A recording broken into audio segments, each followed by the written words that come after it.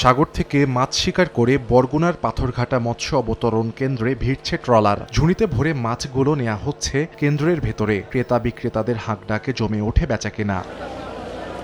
তবে জেলেদের দাবি সমুদ্রে মিলছে না কাঙ্ক্ষিত মাছ। পাথরঘাটা মৎস্য অবতরণ কেন্দ্রের তথ্য মতে ২০২৩ সালে এ কেন্দ্রে ৩,৫৮৭.17 মেট্রিক টন মাছ বিক্রি হয়, আর ২০২৪ সালে বিক্রি কমে এসে দাঁড়ায় ৩,৪০৫.৮১ মেট্রিক টনে। মাছের সরবরাহ কমায় বেড়েছে দাম। একটা বোর্ডে ৪ লাখ ৫ লাখ টাকা বাজারে আইয়ে বেছে ১ লাখ ১.৫ লাখ ২ লাখ। মাছ পায় না, জালে বাজে না, আমরা খুব কষ্টে আছি আর কি। বাড়ি কোনো টাকা পয়সা নিতে পারি নাই। আগামীতে সম্ভবত ইলিশ মাছ থাকবে না দেশে। ট্রলিংটা বন্ধ করে দেয়, তাহলে আমাদের দেশে আয় উৎপাদন বাড়বে। উপকূলীয় জেলেরা মাছ শিকারের ক্ষেত্রে সবচেয়ে গুরুত্ব দেয় ইলিশে। গত বছরের ডিসেম্বর থেকে চলতি মাস পর্যন্ত ভোলার বিভিন্ন নদীতে দেখা নেই ইলিশের। অন্য মাছ ধরা কম পড়ায় কমে গেছে আয়। এতে মানবেতর জীবনযাপন করছেন জেলেরা। সমিতিলে অনেক কষ্টেতে আছি, দোকানে বাকি দেয় না। সামনে আবার ২ মাসের অভিযান আছে। নতুন করে আবার ঋণ করে যে সাবার লয়ে আমরা নামু, ওই সামর্থ্য আমাদের নাই। চাল ডাল দিয়া সরকার আমাকে ফাঁসেতে আমাকে একটু সহযোগিতা করে। এদিকে গবেষকরা বলছেন সমুদ্রে ক্যাটফিশ ও পিনিয়াস প্রজাতির মাছের উৎপাদন কমেছে